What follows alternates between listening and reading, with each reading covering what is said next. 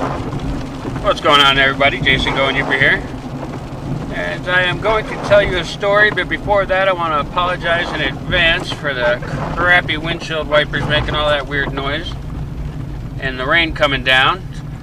We are heading out to my son's baseball game, and the rain's going to die up a little bit. Taking the back way. Hey, could you grab my hat so it don't fall on the floor? Thank you very much. So, speaking of wet, I'm going to tell a little story about how I crossed a lake in my little monster truck that I built.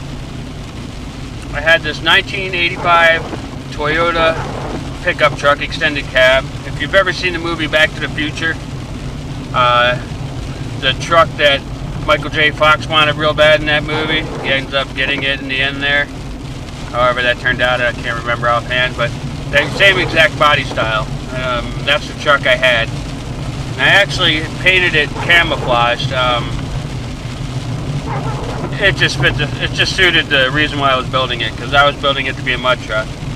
Now, this wasn't your ordinary Toyota. It was sitting on an 11-inch lift on 44-inch groundhogs.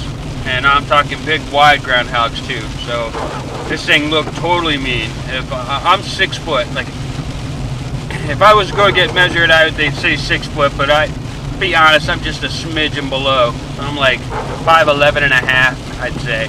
Doesn't matter. But if I stood up next to the passenger side door of this truck, I wouldn't even be able to look in the window of the passenger side window or the driver's side window. Like, the bottom of the window came to like the top of my forehead. It was up there. And I didn't have a Toyota motor in it. I put a 357 Chevy crate motor in it. And this thing was bad. And it was a lot of fun. But anyway, we cut to the story. So me and my buddy Marty are going to go out to Old Yorkshire. It's where we go out riding all the time. It's where we called it. Road named Yorkshire that went out to the riding land out down in Florida. And just look at this view real quick. Sorry, I don't want to keep interrupting you, but look at this view. Isn't that crazy? You see like total lawn grass growing in the middle of a forest. Where else are you going to see that? Like, no joke. Check this out. It's not dirt. It's not dead wood sitting on the ground. It's just like a nice lawn in the middle of a forest on both sides, everywhere. Pretty cool, huh? So anyway, we were out riding, and there's this one lake.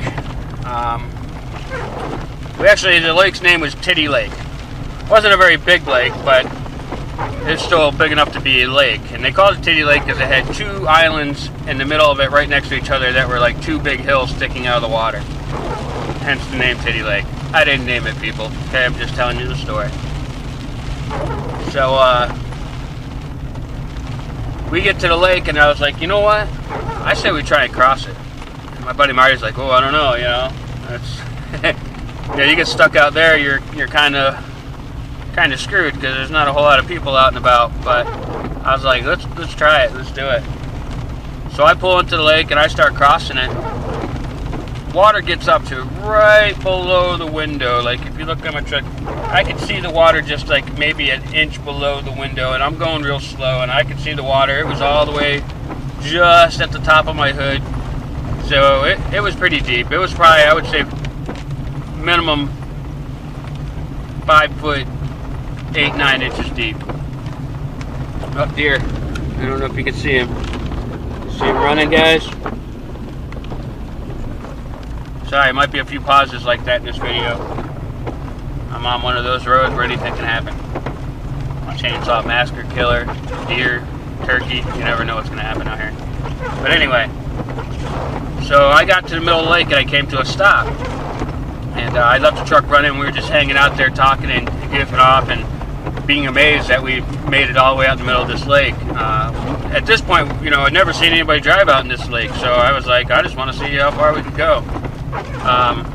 We had a friend of ours that owned a tow truck company. Worst came to worst, he could have swam a cable out there and dragged it out. I wanted to give it a try, so we did.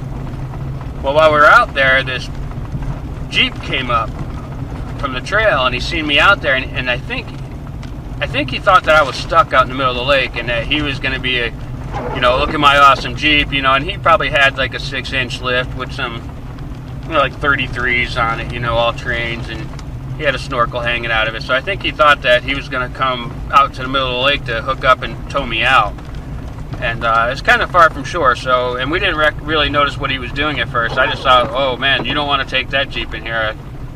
You know, I'm up in the air pretty high. You know what I mean? But he couldn't tell, because all he could see was just the top part of my truck, you know, sitting there in the lake looking like I was swamped. Excuse me. So he starts pulling out into the lake, and next thing you know, you just watch him go totally underwater. Then you see his windshield go underwater, his snorkel go underwater, and they swim out. So I put the truck in gear and I pulled out across the lake the direction I was facing and pulled out. And by this time they were already out of their truck and you know, trying to get back up on the shore. And I pulled around to him. I was like, hey, what's going on? He goes, oh, I thought you were stuck, you know, and I was going to come out and help you, you know, and I didn't realize it was that deep, and I also didn't realize you were in a big truck. He goes, I thought you were like, you know, a regular stock truck just stuck out in the water. I didn't realize you were, you know, 10 feet in the air. So this poor guy took his really nice Jeep. I mean, his Jeep was money. It wasn't a cheap Jeep. He had all the extra cool stuff on and everything, but yeah, so he swamped his Jeep trying to come out thinking that I was stuck out in there in my big truck. Now I'll insert a picture of this truck right here.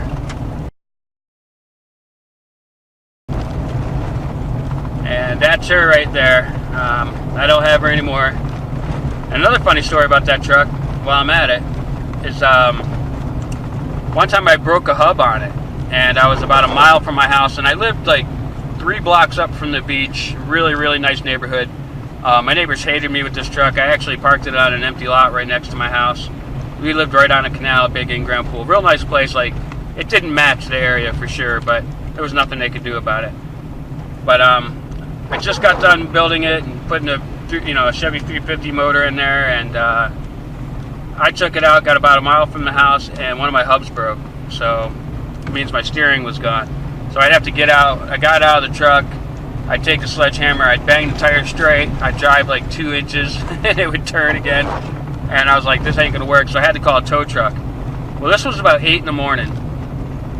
Finally, at about 2 a.m. the following day, I finally got a tow truck that would be willing to put this giant truck on the back of their truck because it would hit the power lines. Because the tow trucks they had were like these big 6-wheel tow trucks, big deals.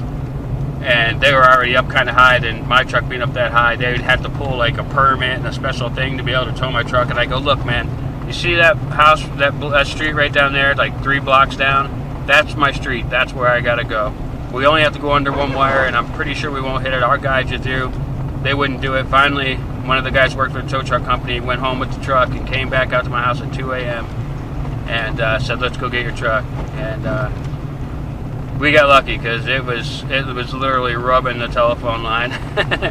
But yeah, so if you got a big truck jacked up in the air, know that it might not be easy to get it towed, and it's easy to fool people when you're crossing lakes. So that's the story about the time I crossed the lake in my pickup truck. Thank you all for listening. I love you all so much. And as always, see me bye.